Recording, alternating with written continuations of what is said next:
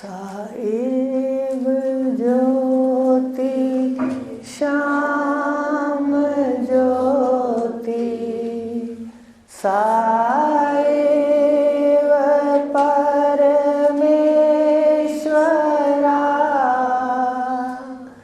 सा एव हि परम ब्रह्म तद ब्रह्म अहम नासंशया जीवा शिवा शिवा जीवा सा जीव केवला शिवा तुषेण बाधो व्रीहा स्यातुष अभावेन तण्डुला एवं बद्धस्तथा जीवा कर्मनाशे सदा शिवा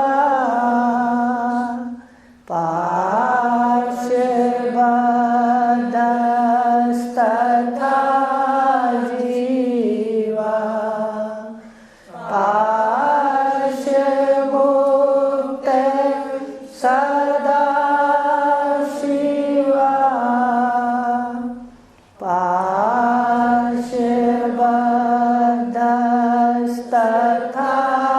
जीवा पाशमुक्त सदा शिवा। देखो कितना मंत्र प्यारा है। सिर्फ भावों के बंधन जो है, संकल्पों के, हमने जबरदस्ती मान रखा है मैं शरीर हूँ। फिर इसके बाद जितने संकल्प हैं, रिश्ते नाते, मैं हूँ। फिर परमार्थ में आया तो मैं भक्त हूँ, मैं दानी हूँ, मैं योगी हूँ, मैं ज्ञानी हूँ। देखो ये सारे पास जो संकल्प हैं, इससे बंधा है तो जीव है। परमार्थ में भी ध्यान देना है, यहाँ भी हम भावों से बंध जाते हैं। तो पास इनके बंधनों में जो बंधा है वो तो जीव है, और जो बंधनों का साक्षी है वो ब्रह्म है। देखो इतना सा खेल है। बस बार बार कोई मन के अंदर विकार आता है, एकदम मनन करो। मन मैं नहीं, मन मेरा नहीं, ये वायु का है, मैं इसका दृष्टा। अब पड़ोसी कोई गलत काम कर रहा है तो हम अगर उसके साथ नहीं लगेंगे तो थोड़ा उसका नुकसान मिलेगा। इसलिए साक्षी हो जाओ। इतना आसान रास्ता घर जाने का दूसरा है नहीं। तो आज ले लेते हैं भगवान शंकराचार्य जी। उन्होंने बताया था पिछली बार कि जगत की जो ये सारी सृष्टि है, इसको जगत कहा, ये माया से है, और माया 3 गुण वाली, सतोगुण, रजोगुण और तमोगुण। उसके लक्षण बताए थे। सतोगुण से सृष्टि को रचा जाता है। सृष्टि को रचा भी सतोगुण से जाता है, और सृष्टि में रचा तो इसमें भी सतोगुण है, ज्ञानेंद्रियां और अंतःकरण बताया था आपको। फिर रजोगुण की सृष्टि के अंदर क्रिया है, और तमोगुण के सारे शरीर आकार हैं, आकार। तमोगुण के आकार हैं, रजोगुण की क्रिया, और सतोगुण का सब में ज्ञान है। ज्ञान से सृष्टि को रचा है। ऐसी सुंदर सृष्टि ज्ञान से, ऐसा प्रखर ज्ञान ईश्वर के अलावा किसी के पास नहीं है। ऐसी सुंदर सृष्टि है। आप पेट के अंदर के पुर्जों का मनन कर लो, बाहर की इंद्रियों का, मुख पे लगी हैं इनका मनन कर लो। और फिर माया का मनन कर लो कि इतना कुछ बना के भी माया ने ढक दिया। कोई भी अन्य बताने वाला इस माया को नहीं जल्दी उतार सकता। तत्वज्ञानी माया को एकदम उतार के दिखाते हैं, स्वरूप को निरावरण कर देते हैं। तो इसलिए भगवान शंकराचार्य जी तत्वज्ञानी, उन्होंने क्या किया कि 3 गुण हैं, सत्व रज तम, सृष्टि में व्याप्त भी हैं और सृष्टि में अंगों के रूप में, देवताओं के रूप में, दानवों के रूप में 3 गुण हैं। तो आज अगला विषय है अनात्मा निरूपण। यही चल रहा था कि अनात्म क्या है। जब गुरुदेव के पास जाते हैं तो 2 चीज़ें बताते हैं। घर का काम भी शुरू हो गया, अगली बार सुनूंगी। अब एक डायरी लाऊंगी, उसमें लिखूंगी, क्यों फिर मुझे याद नहीं रहता तो आप उसका लाभ उठा लेते। तो 2 बताया, विश्व में एक आत्मा है और एक अनात्मा है। भगवान ने 15वें अध्याय में कह दिया, 13वें अध्याय में कह दिया, 2 हैं, एक जिंदा है और एक मुर्दा है। आपको भी बहुत बार बता दिया, एक शिव है और एक शव है। शव माने देह विनाशी और शिव माने जो ये कल्याण स्वरूप सत्यम शिवम सुंदरम आत्मा। शिव शंकर को नहीं कहा गया यहाँ जो सारी सृष्टि का आधार है, शिव उसको कहा, जिसको शिवलिंग, आप लिंग बनाते हैं ना जो पूजते हैं, वो शिव। शिव के 3 गुण फिर आगे हैं। शिव में से माया व्यक्त हुई, फिर ब्रह्मा, विष्णु और मैं, तब वो शंकर है पार्वती के साथ। तो ये शिव की बात हो रही है कि शिव है आपकी जो आत्मा है, आपकी मैं है कि शव है। इतने में सारी बात सुलझ जाती है। तो अनात्मा हो गई, जो आत्मा से भिन्न है, वो सकल पदार्थ अनात्मा है। अब आत्मा से भिन्न है, आत्मा तो जानती है, जानना मोटे शब्दों में आज जान लो, जानना और देखना आत्मा के लक्षण हैं। देह में जानना भी है, देह में देखना भी है, आत्मा है। यहाँ सामान्य विशेष की बात बाद में समझाएंगे, पहले आत्म अनात्म समझ लो। आत्मा जिंदा, आपकी मैं। भगवान ने गीता के अंदर कहा, हे गुड़ाकेश मैं आत्मा। क्या बताया मैं के लिए? हे गुड़ाकेश अर्जुन को कहा, ये जो मैं है, मैं सारी जगह मैं हो रही है, ये आत्मा है। और फिर 13वें अध्याय में बता दिया शरीर का कि जो ईदम है, जिसको ईदम कहते हैं, यह कहते हैं, यह कहते हैं, वो शरीर है, अनात्मा है, जड़ है। देखो सीधी सी बात है, 2 बातें हैं, 2 कर लो और इसको व्यवहार के अंदर ले आओ। अब आत्मा तो एक ही है, आपके शरीर में एक ही आत्मा है। आ रही है मेरी बात समझ में? आपके अलावा तो कोई और है नहीं। कैवल्यो अहम, अहम मेरा कैवल्य है। देखो सारे शरीर में ये जो दूसरे बैठे हैं, ये तो कितने रूप हैं। अहम कैवल्य है, शिवो अहम कैवल्यो, मैं कैवल्य हूँ। अब जो इदम है, जो शरीर है, इसके तो कई रूप हैं। आप सब बैठे हो, आपकी मैं सबकी एक ही है, सत चिद आनंद। ना समझ आए तो ये मोटी भाषा देख लो, जानना और देखना आत्मा का लक्षण।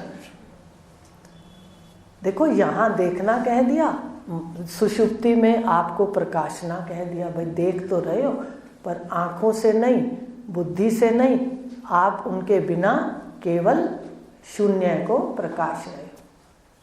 माने ज्ञान, देखना, देखना, जानना आत्मा का। लेकिन शरीर में देखो जो तत्व लगे हैं वो सब में 5 भूत हैं और 3 गुण हैं। भेद कहाँ रह गया? देखो आत्मा भी सब में एक स्वरूप लक्षण सबके एक। अब शरीर में भी देखो 5 भूत हैं, 3 गुण हैं, आकाश, वायु, अग्नि, जल, पृथ्वी, सत्व, रज और तम। कोई ये नहीं कह सकता मेरे शरीर के अंदर आकाश नहीं है, मेरे शरीर के अंदर वायु नहीं है, मेरे शरीर के अंदर सत्व नहीं है, रज नहीं है, तम नहीं है। सबके यहाँ 8 है, पर भेद कहाँ आ गया? भेद आ गया डिज़ाइन के अंदर। कोई कसोरा बना दिया कुम्हार ने, कोई प्याला बना दिया, सुराही बना दी, मटका बना दिया। तो भेद जो है वो संकल्पों का है, कुम्हार का है, ईश्वर का है, माया का है। अभेद ऐसे देखा करो मोटी बुद्धि से। दीपक जो शरीर है ये भी सबके एक, और जो लोह है बुद्धि वो भी सबकी एक, और प्रकाश भी सबका एक है। द्वैत कहाँ है? लेकिन मोटे दृष्टि से भी याद रखना पड़ेगा। तो अब ये जो शरीर है अहम सच्चिदानंद, अब जो शरीर है इसको भगवान ने गीता के 13वें अध्याय में खेत कहा, क्षेत्र, और मैं को कहा क्षेत्रज्ञ। क्षेत्र भगवान शंकराचार्य जी बता रहे हैं अनात्मा क्या है। तो जो क्षेत्रज्ञ है, जो भगवान ने क्षेत्रज्ञ कहा वो तो है मैं, और क्षेत्र कहा वो है शरीर। और क्षेत्र के लक्षण बताए आगे, लिखा है उसके लक्षण के, क्षेत्र किसको कहते हैं। कहा देहेश, देखते जाओ अपनी पुस्तक के अंदर देखो, विवेक चूड़ामणि, आज रविवार है, देखो इसमें अनात्म निरूपण देहे, इंद्रियां, प्राण, मन, अहंकार आदि सारे विकार, सुख आदि संपूर्ण विषय, आकाश आदि भूत और अव्यक्त पर्यंत निखिल विश्व, ये सभी अनात्म है। अब इसको ऐसे देखना है, सिर्फ सुनना नहीं है, अगली बार सुनूंगी। इन्होंने तो ऐसे सीधा लिख दिया, पर भगवान ने 13वें अध्याय में 24 बताए हैं, और उपनिषदों में 25 हैं एक स्थान पर। 24-25 का झगड़ा छोड़ो, भगवान की बात ध्यान दे दो। क्षेत्रज्ञ माने जो शरीर है, जो अनात्म है, उसके कितने लक्षण हैं? गीता के 13वें अध्याय में है, वो है पंचभूत,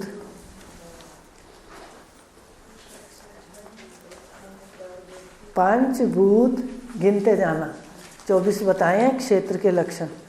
पंचभूत, अहंकार 6 हो गए, बुद्धि 7, चित्त 8वां, 10 इंद्रियां 18, 10 और 8 18, मन 19, और इंद्रियों के 5 विषय 24 हो गए 24।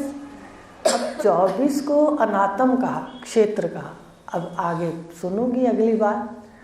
और फिर इस क्षेत्र को विकारी कहा कि ये क्षेत्र निर्विकार नहीं है।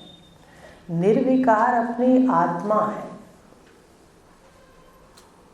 ये जीव क्या गलती करता है? निर्विकार आत्मा को तो विकारी कहता है। मैं मरता हूँ, मैं बीमार हूँ, मैं दुखी हूँ, मैं सुखी हूँ। आत्मा को तो विकारी कहता है, और शरीर को निर्विकार करना चाहता है। इसमें पेट दर्द ना हो, सिर दर्द ना हो, खांसी ना हो, वातावरण का प्रभाव ना हो, ये बूढ़ा ना हो, जवान जल्दी हो, ये मरे ना। तो ये जो बातें कल्प लेता है, विकारी को निर्विकार साबित करना चाहता है, और निर्विकार को विकारी कहता है। बस यही भूल इसके जन्म मरण और कर्मों का कारण बन जाती है। देह के लिए इतना गलत करता है ये, बच्चों के लिए भी फिर देह का अगर सवाल आ जाए तो बच्चों को भी छोड़ देगा, याद रखना। इस देह को रखने के लिए कंस ने, रावण ने कितने गलत कार्य किए। तो इसलिए विकारी को विकारी कर दो, निर्विकार को अलग कर दो। तो क्षेत्र में 24 कहा, 24 से बना है, ये अनात्म है, ये आत्मा नहीं है। और इसके साथ आगे भगवान ने विकार भी बता दिए। 24 और 7 कितने हो जाते हैं? 31। 31 याद करके आना।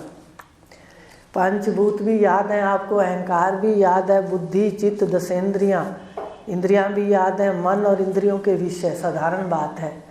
और विकार कौन से बताए? इच्छा, द्वेष। इच्छा पूरी नहीं होती तो क्या होने लग जाता है? इच्छा के अंदर कोई बाधा डालता है तो क्या आता है? द्वेष। देखो, सुनने का ये लाभ होगा कि आपका अंतःकरण ढीला होता जाएगा।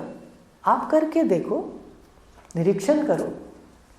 जो आप पहले आए थे, आज आप वो नहीं होंगे। माने अंतःकरण की बात हो रही है। आप किस प्रकार के पहले थे? जिस प्रकार के पहले थे, सात्विक राजसिक तामसिक, अब वैसे नहीं होंगे। आपके गुण शुद्ध होते जाएंगे धीरे धीरे, सुन सुनकर। इतना आसान मार्ग है ये। मार्ग भगवान के मुख से कहा गया अनाशी है, सुख साध्य है। ये नित्य योग है, अभ्यास जन्य योग से आसान नित्य योग है जो भगवान कह रहे हैं। उन्हीं के 2 मार्ग हैं। तो केवल सुनने से आपका अंतःकरण शुद्ध होता जाएगा। सुनने से आप साक्षी, और सुनने से आप ब्रह्म की स्थिति में आ जाओगे, केवल सुनने से। तो 7 विकार बताए। इच्छा पूरी हो गई तो मोह हो गया, ठीक है। सोने की बेड़ियां खड़ी हो गई, बंद गया जी। और इच्छा पूरी ना हुई तो द्वेष हो गया, ठीक है। उसके गुण भी अगर उसके अंदर है ना, उस व्यक्ति के अंदर, तो हमें दिखाई नहीं देंगे। क्यों? क्योंकि हम उसको अंदर से द्वेष करते हैं। इच्छा द्वेष सौख्य। इच्छा पूरी है, जो पूरी करते हैं सुख होता है मन को। इच्छा द्वेष सौख्य पीड़ा, और नहीं पूरी होती तो पीड़ा होती है। देखो, ये विकार है इस देह में, मन में। देह का मतलब है स्थूल शरीर और सूक्ष्म शरीर, दोनों देह। देहे चैतन्य धैर्य, ये धैर्य भी विकार है। धैर्य का अहंकार आ जाता है। जो व्यक्ति सहनशील है, धैर्यशील है, उसको मनन होने लग जाता है। देखो, मैंने कितना सहन कर लिया, मेरे अंदर कितना धैर्य है। उसने भी तो ओढ़ लिया। आ रही है मेरी बात समझ? ओढ़ना कुछ नहीं है। जिसके अंदर सहनशीलता है और धैर्य है, वो व्यक्तित्व तो अलग ही है, साधारण नहीं है। लेकिन अगर उसके अंदर अहंकार आ जाए कि धैर्य भी मेरे अंदर इतना है और सहनशीलता भी, तो क्या हो जाएगा? अहंकार विकार हो जाएगा। अहंकार बहुत बड़ा विकार है। रावण में केवल अहंकार ही तो था, दुराग्रह और अहंकार था, हठ। कितनों ने समझाया, वो अपना ही तर्क लाता था, मेरी बहन से ऐसे किया, लेकिन कितना उसका परिणाम गलत है। देखो ना, वो नहीं विवेक किया ना, तो ये इतना ज्ञानी होते हुए, शिव जैसे गुरु उसके होते हुए, उसने विवेक नहीं किया। इसलिए आपको सजग करते हैं कि गुरु कितने महान हो, हमें अंतःकरण खुद बदलना होगा। गुरु तो बताएंगे, अंतःकरण को हम देखेंगे, भला बुरा हम देखेंगे। तो कहा ये 7 विकार हैं। इन विकारों से बचना इसलिए बता रहे हैं। पढ़ते तो आप रोज हो, पढ़ते हो गीता पाठ। कभी दिमाग में आया कि भाई ये 24 और 7 31 है, मैं ध्यान तो दूं? तो इसलिए कहते हैं गुरुदेव हमारी बुद्धि को केंद्रित करते हैं ज्ञान में। इच्छा द्वेष सौख्य पीड़ा देह चैतन्य। चैतन्य कहते हैं विषय। आपको कहा है जो देह ओढ़ के बैठे हैं, जो इंद्रियां ओढ़ के बैठे हैं, विषयों का की मस्ती में झूमते हैं, इसको विषय कहा, उसको चैतन्य कहा। इसको जो अन्य को, अनात्मा को चेतन दिखा रहा है, तो आत्मा अनात्मा को चेतन तो ये दिखा रहा है, तू दिखा रहा है, मैं दिखा रहा है, इसको विषय भी कहा। समझ रहे हो? विषय कहा, फिर साक्षी कहा आत्मा का, पहले विषय। तो आप ओढ़ के बैठे हो, इसलिए चैतन्य और धैर्य। ये जितने भी गुण कहे, सुख भी अच्छा है अपनी दृष्टि में। तो मुझे तो शुरू में आया था ये क्या, ये कैसे कह दिया कि भाई सुख, और ये धैर्य भी विकार है। हम तो सोचते थे धैर्य बहुत अच्छी चीज़ है, अगर वो भी आपको चिपट गया तो वो भी क्या हो जाएगा, विकार। तो ये भगवान ने 7 विकार बताए जिसका निरीक्षण करना है, इस देह में नहीं आने, और इसका सिर्फ मनन करके देखना है कि ये पुर्जे मेरे पास हैं कि नहीं है। इसका तो केवल देखना है, और इसको 24 को देखना है, पुर्जे हैं। लेकिन 7 जो विकार हैं उसका मनोनिरीक्षण करना है, ये आने ना पाए। इच्छा में भी द्वेष मिलने ना पाए। इच्छा बुरी चीज़ नहीं है, इच्छा तो अच्छी है कि भाई खाना खाना है, किसी से सबसे मिल के रहना है, प्रेम से रहना है। अगर कोई विपरीत गुण वाला है तो थोड़ा कष्ट पीड़ा तो होगी, तो साक्षी हो जाओ।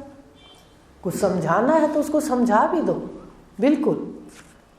जानकार कोई पत्थर थोड़ी हो जाता है जो उसको पता नहीं चलता, उल्टा उसको तो अंदर की बातें पता चल जाती हैं सूक्ष्म, कि मन के अंदर भाव कैसे हैं। तो ये अपने को असंग होकर देखना है, इसको ओढ़ना नहीं है, ये 7 बातों को। तो ये है अनात्म। और भगवान शंकराचार्य जी ने भी वही बात कह दी, उन्होंने सीधा ले लिया, गिना के नहीं कहा। देह, इंद्रियां, प्राण, मन, अहंकार, सारे विकार, सुख आदि लगा दिया। ये सारे क्या हैं, अनात्मा। अब अनात्मा के लिए आपको साधारण पाठ दे दिया कि जो क्षेत्रज्ञ है और क्षेत्र है वो आप देख लेना, वो सारे 7 विकार हैं, और वो जो 24 हैं उसका क्षेत्र है अनात्म, जो ये शरीर है, देह है। ये भगवान शंकराचार्य जी कह रहे हैं ये जितना भी है। अच्छा, उन्होंने देवताओं को, उन्होंने माया को अव्यक्त समझते हो? अव्यक्त माने सबसे पहले परमात्मा से अव्यक्त हुआ, जिसको शक्ति कहते हैं। अभी एक छपा रहे हैं आपके घर में, लगाना आप उसको, शक्ति के सप्तांग। आपके बच्चे हैं, कुछ 7 अंग 7 मंत्र हैं उसके अंदर, और शक्ति के पूरे रूप हैं। तो ये क्या है, हमें समझ आएगी कि शक्ति अपनी जगह है। शक्ति परमात्मा की और परमात्मा दोनों ही ऐसा द्वैत है। सिर्फ परमात्मा नहीं, परमात्मा की शक्ति है, शक्ति काम करती है, और परमात्मा सत्ता देता है, कार्य शक्ति करती है। याद रखना, ब्रह्मा जी सिर्फ साक्षी हैं, देखते हो, देवता सिर्फ फूल बरसा रहे होते हैं, देखते हो, वो बैठे रहते हैं असंग, माने वो असंग हैं, और शक्तियाँ काम करती। सबसे पहले शक्ति, जिसको अष्टधा प्रकृति दुर्गा कहते हैं, ये प्रकट हुई अव्यक्त। अव्यक्त से फिर ब्रह्मा, विष्णु, महेश, ठीक है। अव्यक्त को ईश्वर भी कहते हैं। माया सहित चेतन को, अव्यक्त को क्या कहते हैं, ईश्वर। फिर उससे देवता हुए, फिर उससे सारे ये भूत हुए, जो भी हुए अपने सामने हैं। तो ये अव्यक्त तक माया मिथ्या कहा भगवान शंकराचार्य ने। भाई स्वभाव कभी होता है प्रकट और कभी नहीं होता। देखो अभी ज्ञान है, ज्ञान का स्वभाव है, मान लो इधर अब है, बोल रहा है तो किसी को पता है। अगर ये अव्यक्त है तो कौन जानता है कि अंदर क्या पड़ा है? जानते हो, शक्ति को कोई जान नहीं सकता, जिसकी शक्ति उसके अंदर है। व्यक्त है तो थोड़ा पता चलता है, भाई हाँ बहुत अच्छा लगता है, बहुत अच्छा लगता है ज्ञान। लेकिन अगर अंदर है, अव्यक्त है, केवल्य मैं हूँ, तो उस वक्त शक्ति का पता नहीं चलता। इसलिए उसको भी मिथ्या कहा। कभी है कभी नहीं, पर है शक्तिमान, शक्ति सहित, ऐसा द्वैत है वेदांत का। आप देखते हो जहाँ भगवान के शिवलिंग है वहाँ पर, चाहे काशी गए, सब जगह माता का रूप अलग अलग, कहीं अन्नपूर्णा, कहीं कामाख्या माता, ऐसे श्रृंगेरी में जो धाम है उसमें कामाख्या, ऐसे माता के नाम है, मुझे ज़्यादा याद नहीं, पर सब हैं। साथ में शक्ति की पूजा साथ है। तो इस प्रकार कहा कि ये जो अनात्म है, समझ आ गई? अनात्म है, अनात्म में विकार है, वो विकार का निरीक्षण करना है और अनात्म को केवल जानना है। कर लोगे काम घर पे? माया और मह तत्व से लेकर देह पर्यंत माया के संपूर्ण कार्यों को तू मरु मरीचिका के समान असत और अनात्म जान। अब अव्यक्त में इन्होंने महतत्व कह दिया। अब इन शब्दों में आपको नहीं उलझाएंगे। एक बता देंगे कि सबसे पहले महतत्व होता है अव्यक्त से महतत्व, ठीक है। उससे फिर समष्टि बुद्धि, महतत्व को समष्टि बुद्धि कहते हैं। फिर उसके बाद होता है व्यष्टि बुद्धि अहंकार, फिर होता है आकाश, वायु, अग्नि, जल, पृथ्वी, ये आकार। ऐसे क्रम है उपनिषदों के अंदर, ठीक है। तो सबसे पहले अव्यक्त हुआ, फिर महतत्व हुआ, ठीक है। अब इसको आप जरूरी नहीं, जो बुद्धिमान है वो तो रट लो, फिर आपको दिखेगा। जिसके शब्द रटे होते हैं उसको ब्रह्मांड में दिखता है, इसलिए बता रही। आप याद करो, जिसको साक्षात की इच्छा है तो कुछ तो करेगा पुरुषार्थ। तो अव्यक्त पहले क्या हुआ, अव्यक्त परमात्मा से अव्यक्त, अव्यक्त से महतत्व, महतत्व से अहंकार, अहंकार देखो आ गया एक शरीरों में, समझ, इसको व्यष्टि बुद्धि कहा। अब अहंकार से आगे 5 भूत शरीर, और फिर आगे विस्तार सारा, ऐसे सृष्टि हुई। अब समेटना है तो कहाँ से समेटेंगे, पहले विस्तार को समेट करके 5 तत्वों में कि 5 का है, 5 का है, 5 का है। फिर कहेंगे ये अनात्म, ये अनात्म, तू दृष्टा, सिमट रहा है। अब दृष्टा हो गया, ये अनात्म झूठ हो गया। अब दृष्टा ब्रह्म है, दृष्टा साक्षी है और साक्षी ब्रह्म है, सिमट गया सारा वहाँ तक। ऐसे लाना है, पहले सृष्टि को जानना है कि हुई कैसे। याद करो, थोड़ा समय दो। कह रही हूँ 2 घंटे जरूर दिया करो दिन में। और जो ऑफिस में अपनी दुकानदारी करते वो इतवार को छुट्टी वाले दिन 2 घंटे दें, आगे पीछे थोड़ा समय दें, पर देना चाहिए, हाजिरी होनी चाहिए। तो इस प्रकार कहा भगवान शंकराचार्य जी ने कि माया और महतत्व से लेकर देह पर्यंत, कहा महतत्व से लेकर माया, माया माने अव्यक्त, उससे लेकर देह पर्यंत संपूर्ण कार्यों को क्या कहा, अनात्मा। सारा जितना विस्तार है एक चेतन को छोड़कर, क्षेत्रज्ञ को छोड़कर, वो सारा 24 और 7 31, ठीक है। ये सारा का सारा क्या है, अनात्मा। आगे ही समझ, 13वें अध्याय का आप देख लेना। अब आगे ले लें थोड़ा आत्मा का, समय की कोई दिक्कत तो नहीं, ठीक है। अब जो अनात्म है तो आपको समेट के बता दिया और 13वें अध्याय में ही बता दिया। अब आपने जाकर उसको देखना है और उसको 24 को रट लेना है, और 7 विकार हैं उसका क्या करना है, रट भी लेने और निरीक्षण भी करना है कि अंदर ये दूषित ना होने पाए अंतःकरण। अब अनात्मा के बाद जो है ये आत्मा का निरूपण किया भगवान शंकराचार्य जी ने। क्या कहा, अब मैं तुझे परमात्मा का स्वरूप बताता हूँ। भगवान शंकर कह रहे हैं, जिसे जानकर मनुष्य बंधन से छूटकर कैवल्य प्राप्त। देखो आपको भी बताया था कैवल्य वहाँ, ये एकदम दिखता है। संध्या में एक दिन एकदम 7-8 चीज़ें ऐसे दिखने लग गई और स्थिति दिखने लग गई कि कहाँ बैठ के क्या है। तो इतना अच्छा लगता है, आप क्यों नहीं मनन चिंतन करते गहरा, तभी बंधन छूटेगा। अगर कैवल्य पद की, मैं ही कैवल्य हूँ शरीर में जिंदा, फिर सारी मैं जिंदा है, सारी मैं जितनी जिसका नाम मैं है वो सारी क्या है, जिंदा। बाद में जाके मैं भी एक में सो जाती है, बड़ी मैं में। बताओ, इतना तो काम करना है, ज़्यादा तो काम है ही नहीं, काम तो इतना सही है। जैसे बताया विस्तार वैसे समेट लो, पर बार बार सुनोगे तो याद रहेगा, याद नहीं रहता। तो परमात्मा का स्वरूप क्या बताया भगवान शंकराचार्य जी ने, अहम प्रत्यय का। देखो आगे ये बात जो अभी आपसे कह रही हूँ, जो अहम अहम है उसका आधार, माने अहम जहाँ जाके सोती है, आधार माने आश्रय, जहाँ ये आपकी मैं विश्राम करती है, लय होती है, उसको परमात्मा का। देखो है सीधी सी बात, ये मैं प्रत्यय जो है आत्मा जब तक ब्रह्म में लीन नहीं होगी, परम शांति, परम सुख और परम गति माने स्थिति नहीं मिल सकती। लिख लो आज डायरियों पर। ऐसे थोड़ी बोल रहे हैं, हमें भी तो लगता है कि कोई चैलेंज ना करे, अरे उपनिषद कह रहे हैं, मेरी बात नहीं है, ब्रह्मसूत्र कह रहे हैं, भगवान कह रहे हैं। आप कहना मान के देखो, आपको अंदर बाहर दिखेगा जो भगवान कह रहे हैं। उपनिषद जो कह रहे हैं वो दिखेगा। तो कहा परमात्मा क्या है? अहम प्रत्यय का आधार। समझ रहे हो अहम प्रत्यय क्या है?